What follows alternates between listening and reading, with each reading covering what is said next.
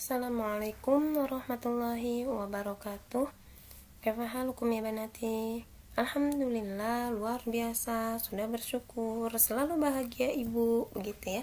Alhamdulillah, pada hari ini kita dipertemukan untuk materi akidah ya. Di situ ibu tulis akidah Ahlussunnah wal Jamaah karena seorang mukmin ya, seorang muslim mukmin yang dia beriman kepada Allah, Rasulnya, dia berpegang teguh pada Al-Quran dan As-Sunnah, pedomannya adalah Al-Quran dan As-Sunnah, tidak melenceng dari kedua itu, maka dia dikatakan pemahamannya adalah akidah Ahlussunnah wal Jamaah. Jadi kalau ditanya, dek orang apa dek? Dek kelompok apa dek? Gitu kan, itu nggak asing loh di umum ditanya-tanya begitu. Ahlussunnah wal Jamaah. Kalau tanya emang Ahlussunnah wal Jamaah apa dek? Gitu kan, pengikut berpedoman pada Al-Quran dan As-Sunnah begitu. Jadi memang pedoman kita itu adalah Al-Quran dan As-Sunnah. Terus kitab-kitab lain nggak kita pakai bu. Kitab lain itu yang dia ditulis oleh para ulama, dan ulama tersebut memang ulama Ahlussunnah wal Jamaah yang berpegang teguh pada Al-Quran dan syariatnya Muhammad SAW. Jadi paham ya sampai di sini. Akidah itu apa bu? Akidah itu ikatan atau keyakinan kita kepada siapa? Kepada yang menciptakan kita. Keyakinan kita bagaimana kita untuk mengesahkan sang pencipta kita, itulah yang disebut dengan tauhid ya. Jadi tauhid itu bentuk kita mengesahkan sang pencipta. Nah, akidah itu adalah bentuk keyakinan kita pada sang pencipta ya, penciptaan bumi, penciptaan langit, penciptaan seluruh alam, surga neraka dengan segala keindahannya, neraka dengan segala kedahsyatan siksaannya, dan kita yakin. Nah, itu berarti akidah kita sahih, akidahnya salimah, akidahnya selamat, seperti itu. Nah, kalau tauhid sendiri adalah bentuk kita mengesahkan, bentuk kita hanya satu-satunya sang pencipta gitu loh, baik itu peribadahan, kemudian baik itu mengesahkan segala penciptaan hanya Allah yang menciptakan, ibadah hanya untuk Allah saja. Kemudian tauhid asma wa sifat, bahwasanya sang pencipta kita Allah yang memiliki nama-nama yang indah, dan ketika kita berdoa menggunakan atau berwasilah dengan asma Allah atau rububiyahnya Allah atau asma wa sifatnya Allah. Contohnya begini, kalau kita berdoa dengan rububiyahnya Allah, ya Allah ya Roh, kan udah zikir habis sholat, kemudian kita udah tasbih, tahmid, takbir, kemudian kita sudah la ilaha illallah gitu kan, wahdahu la syarikalah, lahul mulku wa lahul hamdu wa huwa ala kulli syai'in qadir. Kalau dibaca habis subuh sama habis asar 10 kali, insya Allah tidak akan ada gangguan jin yang bisa masuk ke dalam tubuh manusia, karena dia membacanya setiap waktu pagi dan petang begitu. Kemudian dia berdoa kepada Allah, mengangkat tangannya gitu kan, ya Allah, ini kita berwasilah dengan uluhiyahnya Allah dulu lah. Ya Allah, aku adalah hambamu yang mana aku hanya memohon pertolongan kepadamu, dan aku hanya meminta dan aku hanya beribadah kepadamu saja ya Allah. Tidak ada tempat untuk aku meminta pertolongan, tidak ada tempat untuk aku meminta untuk aku beribadah ya Allah, kecuali hanya kepadamu saja ya Allah. Ya Allah, sebagaimana engkau menolong Muhammad, nabimu, kekasihmu, dari gangguan-gangguan kaum kufar, sebagaimana engkau menolong Ibrahim dan menjadikan apinya dingin dengan kekuasaanmu ya Allah. Ya Allah, hanya kepadamu aku memohon pertolongan, hanya kepadamu aku beribadah. Jika bukan engkau yang mengabulkan, memberikan permohonan hamba, kepada siapa hamba harus meminta ya Allah? Jika mereka orang-orang yang tidak meminta, kepadamu saja engkau berikan, bagaimana aku yang meminta hanya kepadamu ya Allah? Nah, itu contoh berdoa berwasilah dengan uluhiyahnya Allah. Kalau dengan rububiyahnya kita sebutkan kekuasaan Allah apa ya, seluruh alam. Ya Allah, bagimu menciptakan malam menjadi siang itu sangat mudah. Ya Allah, bagimu menciptakan lautan dengan segala keindahannya. Ya Allah, bagimu menciptakan bumi ini sangat mudah ya Allah, tanpa bantuan makhlukmu.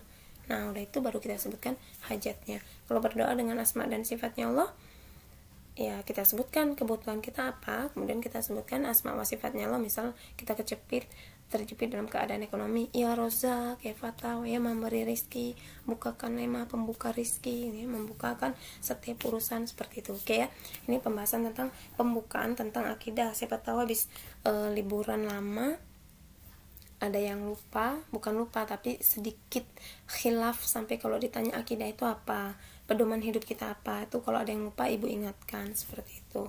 Nah, tapi pembahasan kita bukan tentang tauhid ya, pembahasan kita tentang kehidupan kita setelah kematian, apa yang terjadi, seperti itu. Oke, kita mulai dengan bismillahirrahmanirrahim. Allahumma la sahla illa ma ja'altahu sahla wa anta taj'alul hazna idza syi'ta sahla. Pada hari ini kita akan membahas materi iman kepada hari akhir ya. Dan yang perlu kita ketahui sekarang adalah kita sudah berada di akhir zaman. Apakah kita akan melihat hari akhir, Bu? Hari akhir itu hari dimana tidak ada hari-hari lagi setelahnya di dunia ya, yang ada tinggal hari di akhirat, yang ada tinggallah persidangan-persidangan dan menikmati hasil dari usaha kita di dunia, seperti itu ya. Jadi hari akhir ini adalah rukun iman yang kelima, yang pasti sudah hafal semua ya, semua rukun iman. Antu'mina billahi wa malaikatihi wa kutubihi wa rusulihi wa tu'mina bil qadari khairihi wa syarrihi. Nah, ini adalah rukun iman yang kelima sebelum masuk ke hukum yang keenam. Jadi semua ya, kita diwajibkan untuk mengimani apa yang sudah dikhabarkan oleh Allah di dalam Al-Quran, baik itu dalam Al-Quran ataupun yang sudah Rasul sampaikan kepada kita ya. Apapun yang telah dikabarkan kepada Nabi tentang hari kiamat ya, tentang kehidupan setelah kematian, kemudian akan adanya hari kebangkitan ya, akan adanya persidangan, catatan amal ya, dan semua itu adalah hasil usaha kita ketika hidup di dunia. Jadi dunia ini ibaratnya kita kan lagi sekolah gitu ya Mbak ya. Sekolah sekarang mau naik ke kelas 10 aja, mau naik ke kelas 12 ini kemarin ujian ya enggak. Kita memberi bagaimana hasilnya di kelas 12 sebelum terima rapot, kita berusaha memberikan hasil yang terbaik. Nah, begitupun ketika kita akan menuju akhirat ini, di dunia ini adalah proses kita mengumpulkan, memberikan kualitas yang terbaik supaya nanti di akhirat kita menerima laporan rapot kita. Jadi di akhirat pun ada rapot ya, rapot kita yang malaikat, siapakah pengisi rapotnya? Malaikat ya, malaikat setiap hari mencatat, mengisi rapot kita. Nanti di akhirat setelah kebangkitan kita akan mendapatkan, disodorkan, ini loh rapotmu di dunia. Jadi nggak akan ada yang terlewat sama sekali ya. Dan ini iman pada hari akhir, dan ini wajib kita imani. Apapun yang sudah Allah kabarkan, apapun yang sudah Rasul Shallallahu Alaihi Wasallam jelaskan kepada kita. Nah, mengimani apa yang terjadi sesudah kematian ya, nikmat dan siksa kubur. Jadi di kuburan nanti ada itu Bu, siksa dan nikmat ada sesuai dengan hidup kita ya. Seperti ketika kita mau naik kelas, mau naik atau enggak. Kalau mau naik kelas berarti kita belajar sungguh-sungguh. Kalau nggak mau naik kelas ya udah main-main aja di kelas mah, nggak usah tidur-tiduran aja di kelas gitu kan. Apalagi sekarang di rumah misalnya ya, kalau nggak mau naik kelas ya udah di rumah tidak melakukan aktivitas pembelajaran gitu kan. Nah, begitupun kalau mau naik kelas, belajar sungguh-sungguh. Nah, kalau kita mendapat nikmat kubur, maka ketika kita hidup lakukan amal sholih, ketakwaan kepada Allah, banyak tilawah, sodako, kemudian berbakti, yang paling penting sama umi. Apalagi aktivitas kita di rumah itu sama orang tua sangat-sangat bertemu terus-terusan gitu ya. Kalau di sekolah sama guru gitu, kemudian bagaimana hubungan kita sama sesama manusia, hubungan kita sama hewan, itu semua nanti akan memberikan nikmat atau azab di dalam kubur. Ini baru masih kuburan ya, alam barzah. Kemudian ada yang namanya kebangkitan, kita dibangkitkan nanti setelah Mbak, peniupan trompet pertama, sangkakala pertama, kemudian kita dibangkitkan oleh Allah gitu kan. Nah, ada namanya mahsyar, kita setelah dikumpulkan oleh Allah, di mana di mahsyar itu tanah lapang yang sangat luas, yang tidak ada ujungnya lah gitu, yang nggak tahu mata memandang sejauh apapun nggak ada ujungnya gitu.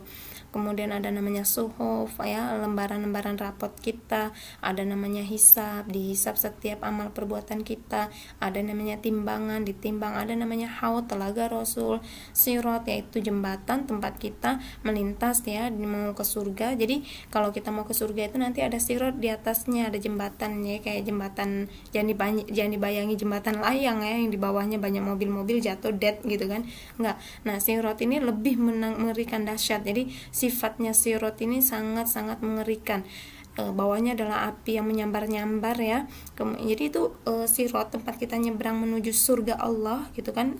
Itu bawahnya api api neraka jahanam. Nah atasnya itu yaitu sirat yang sangat licin, yang jika diibaratkan satu rambut dibelah jadi 7, nggak usah dibayangin deh, udah bayangin aja kengeriannya gitu kan. Nah nanti kita melintasi itu tergantung amalnya. Kemudian ada yang namanya syafaat. Nah syafaat ini hanya diberikan oleh Rasul kita untuk umatnya saja, umat Muhammad. Nah kurang bersyukur apa kita diberi nabi yang luar biasa, rahmatan lil alamin. Kemudian ada surga dan neraka yang telah Allah janjikan kepada kita ya. Kemudian bagaimana sih metode atau manhaj ya, manhaj Al-Quran dalam menetapkan ba'as, kebangkitan ya. Dalam manhaj Al-Quran ya, Al-Quran dalam menetapkan kebangkitan ini beristidlal, berdalil dengan emang benar tuh ada tuh kayak gitu. Nah kita bisa beristidlal, istidlal tuh berdalil gitu ya, dengan penciptaan dan bumi yang menjadi saksi atas kesempurnaan dan kecanggihan ciptaan Allah. Misal mana mungkin ada kebangkitan kok udah mati aja. Misal nih ada orang yang, bukan misal, memang banyak orang yang pola pikirnya seperti itu ya, pola pikirnya kuno, bukan kuno, saking bodohnya tentang agama gitu kan. Nah, kita bisa beristidlal, kita bisa memberi dalil yang nggak usah jauh-jauh perlu beriman atau enggak sama ba'as, atau ada apa enggak ba'asnya. Kita lihat saja Allah menciptakan langit, Allah menciptakan bumi ya, kemudian segala kesempurnaan dan kecanggihan yang Allah ciptakan, semua ini kan kuasa Allah. Ngapain kita pusing emang gimana nanti kalau ada kebangkitan? Pokoknya kita wajib mengimani gitu kan. Kemudian kita bisa beristidlal dengan adanya kebangkitan ya. Loh emang iya bisa nanti ada kebangkitan gitu kan, karena banyak orang-orang musyrik, mereka bahkan ateis ya, ateis komunis itu mereka tidak meyakini adanya kehidupan setelah kematian ya. Nah kita suruh mikir aja tuh, nggak cuma ateis komunis, bahkan ada yang namanya orang Islam tuh ada yang nggak percaya dengan adanya hari kebangkitan gitu. Jadi dia terserah aja hidup tuh cuma buat senang-senang gitu kan. Nah kita bisa beristidlal dengan Allah menciptakan manusia ya Allah aja menciptakan pertama kali sebagai yang menciptakan manusia. Jadi Allah menciptakan manusia, kenapa Allah nggak bisa mematikan, kenapa Allah nggak bisa membangkitkan? Ya itu kuasa Allah ya, bukan kuasa manusia, bukan keinginan manusia. Nah kemudian kita bisa beristidlal dengan adanya hari kebangkitan sudah mati dengan menghidupkan bumi yang sudah mati. Jadi ada bumi yang sudah gersang, bumi yang tandus, kemudian Allah hidupkan kembali dengan turunnya hujan. Nah itu kan kuasa Allah. Nah kita bisa beristidlal, bumi aja yang udah gersang bisa hidup lagi karena Allah menurunkan hujan. Apa yang nggak bisa dia dengan kuasa Allah gitu kan. Nah kemudian apa yang dikabarkan dalam Al-Quran bahwa Allah telah menghidupkan sebagian orang yang sudah mati di dunia. Al-Quran itu sudah sangat gamblang, Al-Quran itu sudah sangat sempurna, karena Allah memang mengirimkan akhirul khatimul anbiya ini sudah sebagai final dari syariat gitu ya. Udah manusia yang sampai akhir zaman jalanin aja syariat, nggak usah banyak tanya emang iya nanti begini, emang ada kebangkitan, emang ada siksa kubur, nggak usah ditanya itu, imani. Lalu ketika kita sudah beriman, maka kita akan tunduk dengan hukum Allah, kita tidak akan bermaksiat kepada Allah. Itulah kenapa kita diperintahkan untuk beriman, supaya kita tidak bermaksiat, supaya kita sadar akan adanya persidangan. Seperti kalau Antuna tahu nih ngupload foto nggak boleh gitu kan. Nah nanti kalau ketahuan di sidang, ya nggak, apalagi itu urusan dunia loh, belum urusan akhirat. Nah, bagaimana keadaan sesudah kematian ya, itu gambarnya agak serem gimana gitu ya. Keadaan sesudah kematian adalah pertanyaan dua malaikat tentang nikmat kubur dan azab kubur. Nah ini sangat pengaruh sekali pada amalan kita di dunia. Kita mau dapat nikmat kubur, maka ketika kita di dunia berbakti sama orang tua mbak. Dan ini adalah poin-poin yang sangat harus Antuna ingat dan amalkan. Cara baktinya gimana? Jangan bikin Umi menangis karena keburukan akhlak kita. Karena kata Rasul, hinalah, celakalah, rugilah orang yang ketika dia hidup bertemu dengan orang tuanya tapi dia nggak bisa masuk surga. Kenapa? Karena karena orang tua itu adalah jalan wasilah termudah untuk masuk surganya Allah. kita sekarang masih punya orang tua loh ya. Jadi maksudnya di sini ketika kita dewasa, udah besar gini masih ada orang tua, tapi kita nggak bisa berbakti, kita nggak bisa ngasih kesenangan untuk orang tua kita, malah orang tua kita ngurusin kita sering makan hati, anaknya sering ngelawan, sering ngebantah. Umi, nah tarik napas saja tuh nggak boleh. Misal Umi nasihati gini, Umi nasihati Kak jadi anak soliha, Umi tuh begini, terus kita tuh dongkol gini. Nah itu tuh saja udah dikatakan durhaka, apalagi sampai jawab Umi mah begini. Enggak boleh ya, kata Rasul, celaka, hina orang yang ketika punya orang tua, ketika bertemu dengan orang tuanya dia sudah dewasa tapi dia tidak bisa mendapat surga Allah, na'udzubillah ya. Tapi ibu yakin anak-anak ibu semua adalah anak-anak the best ya, the best yang kalian itu adalah anak yang sangat pengertian sama kedua orang tua ya. Nah, bagaimana dengan azab kubur? Azab kubur tergantung dengan amalnya juga di dunia.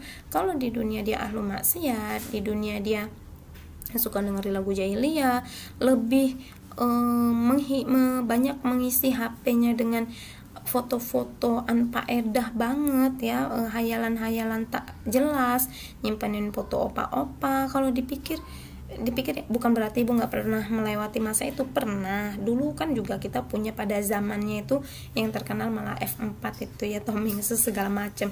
Tapi nggak sampai menggila sekali tuh, nggak sampai HP kami tuh kami isi dengan aktor-aktor idol itu, nggak. Kenapa? Karena kami ya, ibu yakin kalian juga sudah menyadari gitu kan, hanya tinggal memilih mengikuti nafsu atau memangkas nafsunya ya. Ibu juga dulu pernah ngefans, kalau dulu malah drama Thailand itu Taiwan ya, Tom Mingse segala macem ya. Kalau drama Koreanya itu F4 apa ya, pokoknya gitulah ya.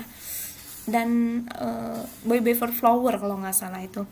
Nah tapi bagaimana saat itu ibu sebagai wanita muslimah ya, remaja muslimah yang punya rasa tanggung jawab sama orang tua tuh begini, lebih ke orang tua mbak, karena memang ibu sama orang tua sangat dekat gitu ya. Jadi kedekatan kita sama orang tua itu mempengaruhi ketika kita mau bermaksiat tuh mikir banget gitu loh, nggak mau berkhianat sama orang tua.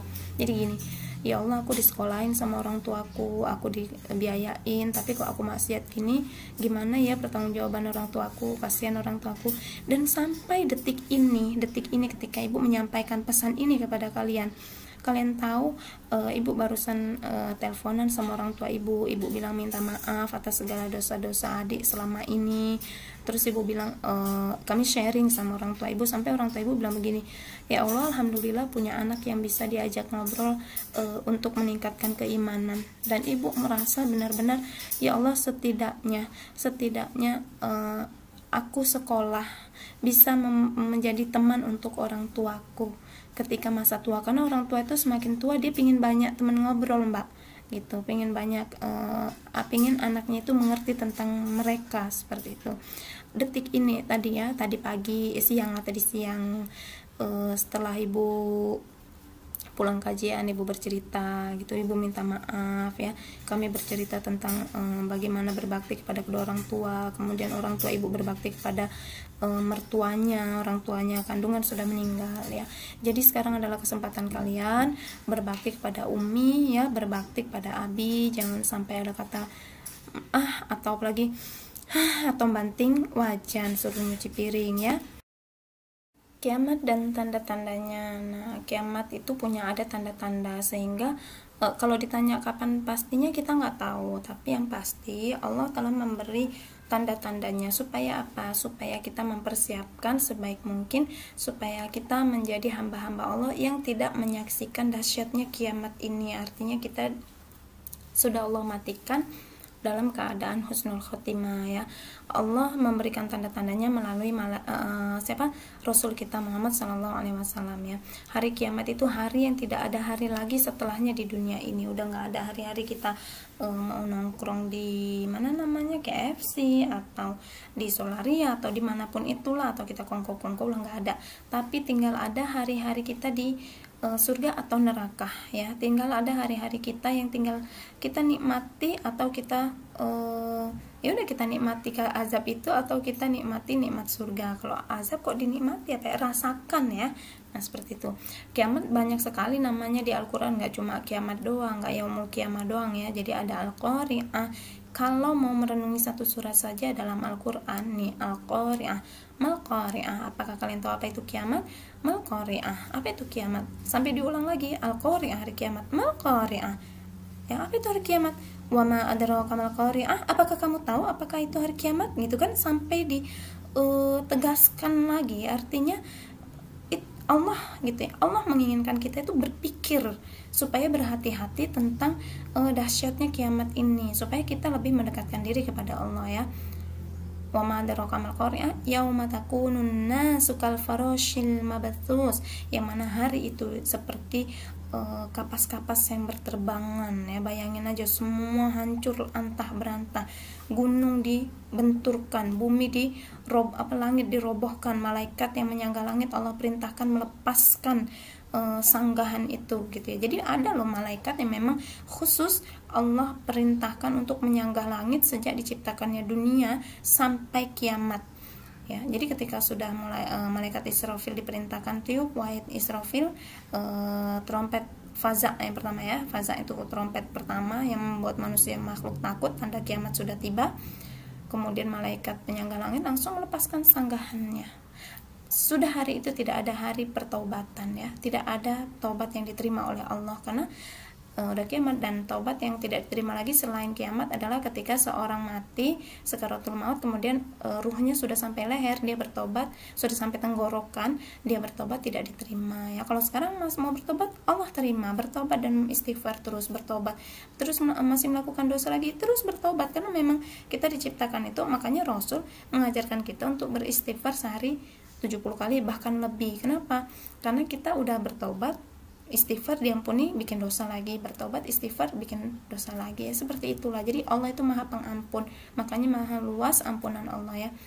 Kemudian al-ghasyiyah, hal ataka haditsul ghasyiyah, tahukah kamu apa yang akan terjadi tentang hari kiamat? Al-ghasyiyah gitu kan, at-tamah, al-waqi'ah, al-haqqah, mal-haqqah, wa ma adraka mal-haqqah, kayak al-qari'ah kan sama gitu kan.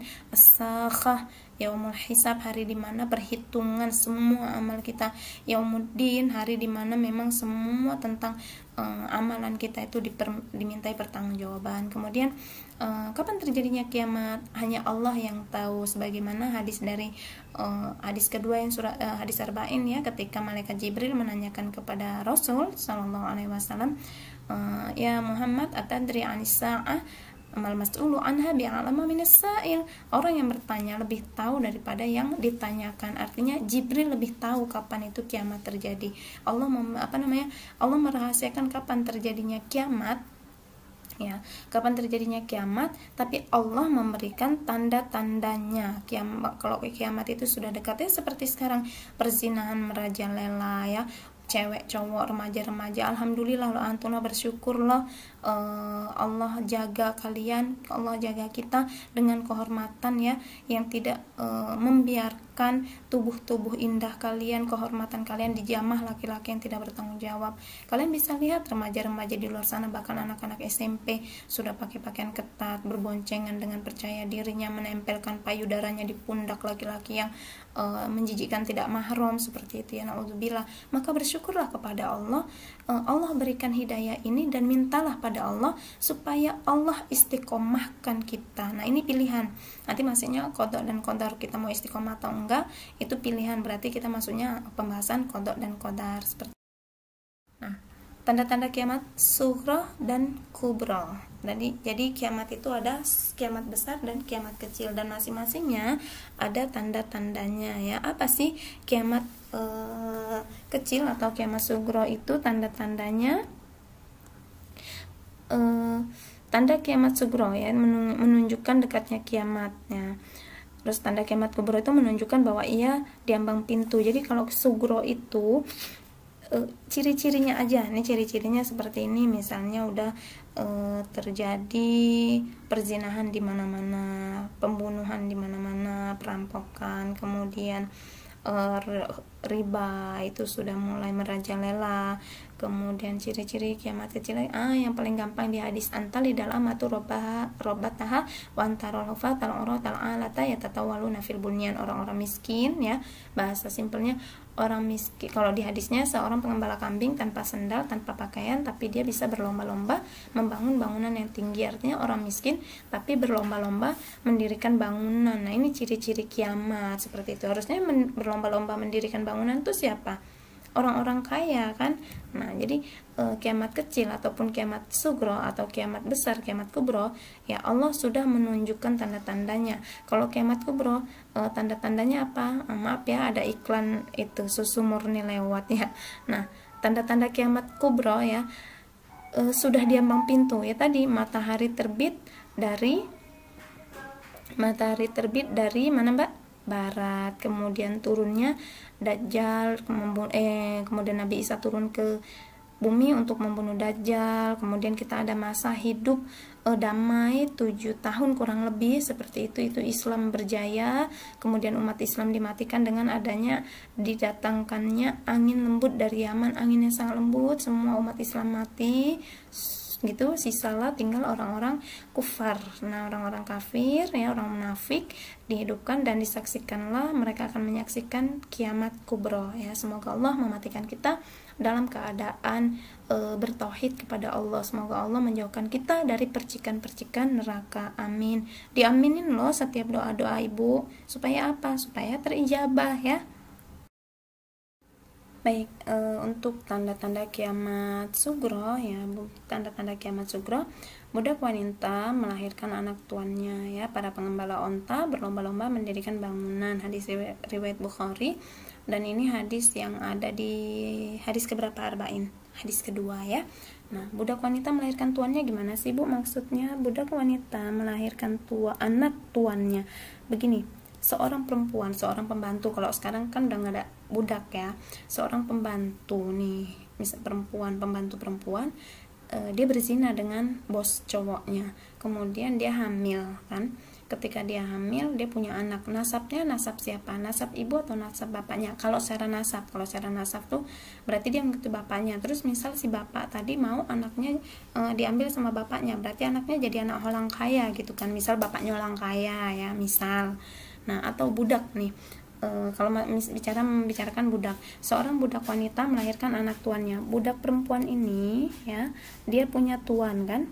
Nah, dia tuannya, sebetulnya budak itu halal dipakai sama tuannya, tapi zaman sekarang kan udah nggak ada perbudakan ya, perbudakan sudah dihapus sejak Rasul wafat. Kemudian, nah, budak perempuan ini ketika dia hamil, kemudian dia punya anak, nasabnya kan nurun sama bapaknya. Kalau budak masih ada bisa ambil nasab, karena memang anak budak ini jadi anak bapaknya gitu. Tapi yang jadi pertanyaan, ibunya tetap menjadi budak nih, ibunya tetap menjadi budak, ya nggak? Ketika anaknya lahir, ya, anaknya lahir,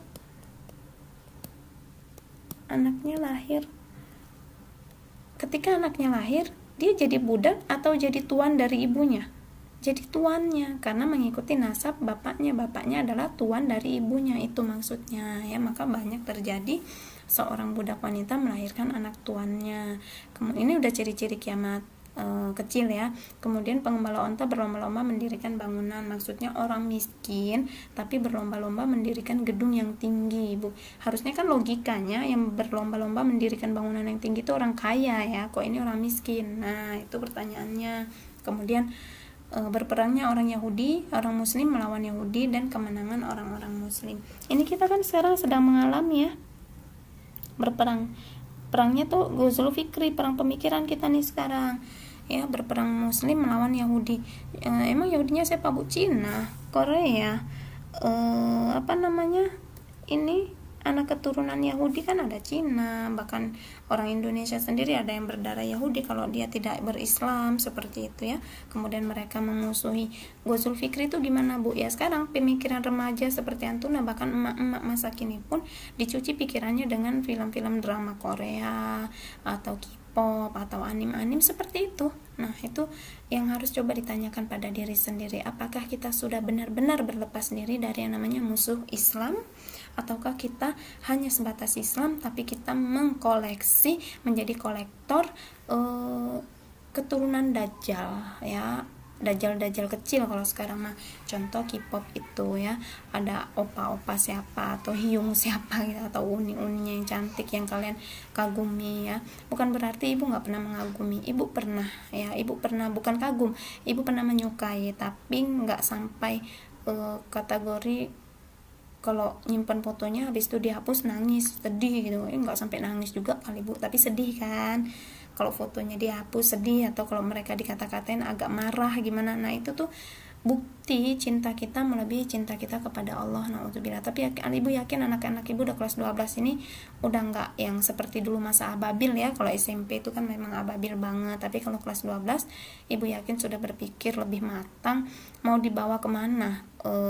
Pola pikir antuna itu adalah antuna yang menentukan, dan kami para guru, orang tua itu mengarahkan. Selebihnya kalian yang punya keputusan ingin catatan amalnya baik atau catatan amalnya buruk ya. Nah sebetulnya ini pembahasannya banyak, tapi ternyata panjang ini mbak ya. Jadi semoga Allah pertemukan kita biar bisa lebih luas lagi pembahasannya. Nah kemudian tanda kiamat kecil lainnya itu waktu yang pendek. Terasa nggak sih mbak, Ramadan kemarin tuh puasa cepet banget bukanya, dari sahur ke buka. Kemudian amal kita semakin berkurang. Terasa nggak sholat duhanya, tilawahnya biasanya dulu waktu tilawah Ramadan itu seharusnya bisa sih kita selesai khotam 5 kali bahkan sampai 15 kali ya. Apalagi kalau anak itu kan belum punya kewajiban untuk ngurusin suami, ngurusin bayi gitu, enggak ya. Nah tapi ternyata 3 kali aja sulit banget untuk khotam. Nah ini ciri-ciri kiamat kecil, tapi kita banyak menyepelekan ya ini. Kemudian banyaknya pembunuhan. Wah ini apalagi ya, cinta ditolak, dukun bertindak, cinta ditolak, pacarnya membunuh gitu. Naudzubillah. Itu kenapa kalian gak diperbolehkan pacaran? Karena sangat berbahaya ya, mengerikan. Kemudian pelacuran ini bukan cuma di diskotek atau tempat-tempat yang kayak begitu-begitu ya. Bahkan remaja masa kini pun mereka terang-terangan untuk boncengan, berpelukan ya di depan umum. Itu tuh yang depan umum loh. Mereka nempel-nempel payudaranya di punggung lelaki. Pasti gini, ih jijik ibu. Lah memang iya kok. Kan sering ibu ceritakan, kadang kalau ibu lagi pergi nganter barang gitu kan, ngeliat tuh cewek-cewek, cowok-cowok gelap-gelapan, kadang kami samperin, hei pacaran masih kecil gitu ya. Nah itu satu bentuk amar ma'ruf kita ya. Masa masih kecil pacaran tuh berbahaya sekali. Ada yang masih SMP, SD saja pacaran tuh ya bu. Kita kalah saing nggak apa-apa, kalau kalah saing. Kalau kalian dikatain jomblo terhormat ya, jomblo terhormat.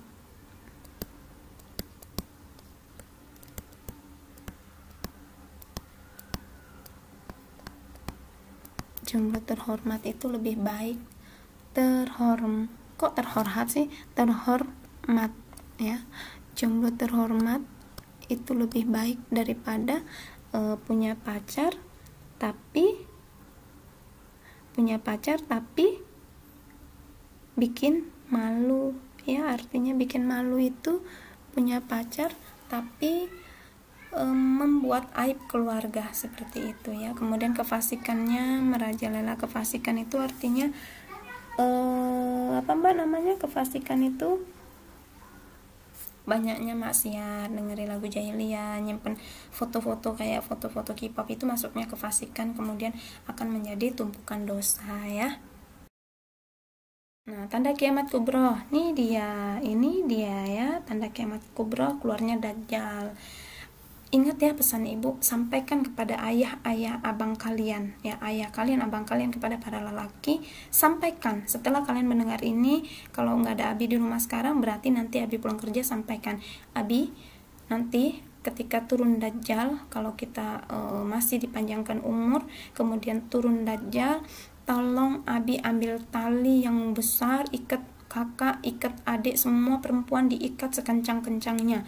Kenapa? Karena ketika fitnah Dajjal ini menyebar ya, seluruh wanita, dari kalangan wanita, bukan seluruh wanita, paling banyak pengikut Dajjal adalah kalangan wanita ya. pengikut Dajjal ini paling banyak kalangan wanita. Maka minta pada abi kalian, minta pada abang kalian, ikat sekencang-kencangnya rumah, dikunci pakai gembok paling besar. Pokoknya itu pesankan ya. Kemudian ayahnya gimana? Minta pada ayah untuk selalu memohon kepada Allah agar keluarga kita, agar kita dihindarkan dari fitnah Dajjal, karena dahsyat sekali. Dajjal ini yang merasa yang Dajjal benar, ini Dajjal yang besarnya. Sekarang aja ibu tanya, ketika ada undangan idol K-pop Korea lah yang terkenal diundang ke Indonesia, banyak yang datang nggak? Sampai apa gitu ya.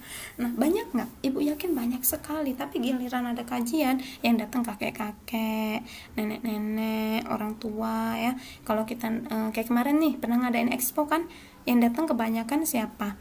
Anak-anak ABG. Karena apa? Karena ngundangnya Bang Muzamil gitu ya. Coba ngundangnya Ustadz Adi Hidayat, atau ngundangnya Ustadz Abdul Somad, atau ngundangnya Ustadz Zulkifli, ngundangnya Ustadz yang udah ini Ustadz ya Allah kucing ya, aduh kucing masya Allah ya. Nah, ngundangnya Ustadz Farid Okbah gitu ya, Ustadz yang udah ada tua-tua lah, yang sudah berumur. Yang datang juga nanti bapak-bapak ya.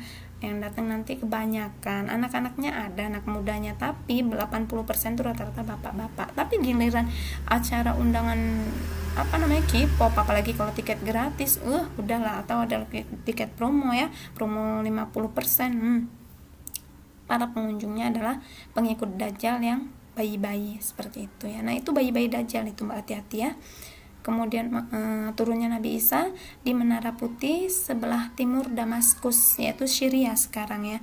Jadi kalau Syria atau Palestina sudah bebas dari peperangan, berarti itu ciri-ciri kalau Palestina mengalami kemenangan, maka ciri-ciri peperangan Armageddon itu sudah mulai ya. Jadi kemudian Nabi Isa turun dari Damaskus ya, dari timur Damaskus, membunuh Dajjal dan memberlakukan syariat Islam. Nah, ini dia, memberlakukan syariat Islam nanti akan mengalami 7 tahun ya, kurang lebih 7 tahun syariat Islam berdiri. Kemudian tidak ada lagi namanya salib, tidak ada yang namanya babi, karena dibunuh langsung oleh Nabi Isa. Kemudian jizya, pajak, bea cukai. Kalau sekarang kan kita belanja itu, misalnya belanja dari Cina, impor barang gitu kan, nanti kan turunnya itu pasti ada kena pajak. Kita beli laptop aja lah, beli laptop dari Batam, itu kena pajak loh, bea cukai. Nah, bea cukai ini tidak diberlakukan lagi dalam syariat Islam, tidak boleh ya. Nah, syariat Islam itu sudah sempurna. Kemudian munculnya matahari dari barat. Ini ketika muncul matahari dari barat, tidak ada lagi yang namanya taubat diterima ya. Bisa dipahami ya, ini tanda kiamat kubro. Oh, udah habis ya, masya Allah wa tabarakallah. Anak-anak ibu sekalian, sekarang ini kelas 12 ya. Sekarang ini adalah dimana antuna sudah bisa memilih ya, sudah bisa memilih dan menentukan ingin akhir yang seperti apa. Kalau ingin mengikuti hawa nafsu saja, iblis lebih sukses mengikuti hawa nafsunya ya, iblis lebih sukses. Maka kenapa Allah mengirimkan malaikat kepada kita ya, malaikat pengawal ya, muakibat. Ada kan ya, ibu sampaikan ada malaikat muakibat yang tugasnya mengawali kita, mengawal kita ketika kita keluar rumah, kita berdoa. Ada mau terjadi bala misalnya, karena kita berdoa, Allah perintahkan untuk menjaga kita. Itulah gunanya Allah mengirimkan malaikat untuk kita. Kemudian kenapa Allah mengirimkan malaikat rokib kiroman katibin ya, menuliskan setiap amal baik atau amal buruk kita, supaya kita itu mikir, oh ya nanti kalau kita bermaksiat dicatat nih sama malaikat gitu kan, amal baik atau amal buruk. Kalau kita bersedekah dicatat amal baiknya. Nah, sama halnya ketika kalian diberi peraturan dari sekolah, nggak boleh pakai jilbab kecil, nggak boleh pakai kaos kaki yang berjempol atau bercorak, pasti kalian merasa terawasi. Mata Budila itu ya, kalau ngeliat kuku panjang aja kelihatan, tahu mau parfum langsung dirazia, ketahuan nih parfum apa gitu kan. Nah, itu baru ibu yang manusia lemah seperti ini ya. Dan ibu pun sampai di kalangan guru-guru juga, Budila tuh tahu banget kalau kuku anak-anak panjang ya, auto gitu Mbak, itu otomatis. Kenapa ya Mbak? dulu ketika kecil orang tua ibu itu sangat keras memelihara kuku itu nggak boleh, karena dalam satu kuku ada 40 jin yang bersemayam. Bayangin aja kalau 10 kuku udah berapa, 44 kali 10 400 ya, itu jin, dan kita nggak pernah tahu jinnya seperti apa. Kemudian kalau ada yang minum tangan kiri, jangankan minum, dia baru megang aja ibu matanya udah sering gitu, tangan kiri minum gitu. Ya, mohon maaf atas segala kekurangan ibu, tapi begitu ibu mendapatkan ini karena benar-benar pola didik orang tua ibu. Membaca Al-Quran itu harus benar hurufnya ya, dan perlu diketahui orang tua ibu adalah orang tua awam yang sangat jauh dari namanya paham agama, karena beliau dulu termasuk orang jahiliyah, kemudian mendapat hidayah. Begitu mendapat hidayah, alhamdulillah, semoga kita dimatikan dalam keadaan husnul khotimah, dan semoga orang tua kita pun, orang tua antuna pun termasuk orang tua yang Allah beri hidayah untuk selalu bisa kita berkumpul di jannahnya kelak. Oke, kita akhiri pertemuan pada hari ini. Alhamdulillahirabbil alamin. Subhanaka Allahumma wa bihamdika asyhadu an la ilaha illa anta astaghfiruka wa atubu ilaik. Assalamualaikum warahmatullahi wabarakatuh.